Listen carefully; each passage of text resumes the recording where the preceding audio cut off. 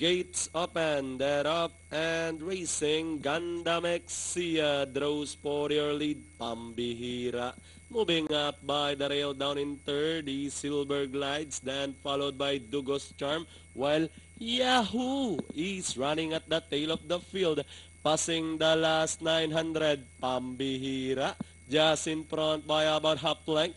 Ganda Mexia is right behind in second. Down in third is Silver Glides, Dugos Charm, and Yahoo is still running at the tail of the field, heading towards the last 600. Now we have the favorite takes command.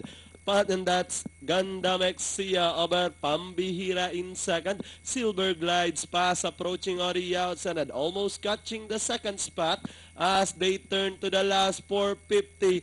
Ganda Mexia by about 2 lengths over Silver Glides now in second. Pambihira drops back in fourth, moving up by the release Dugos Charm with the last 200 meters more to run.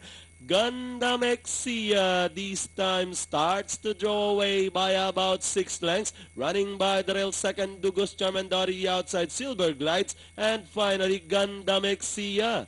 Second close between Silver Glides and Dugos Charm. Pambihira Yahoo comes in last.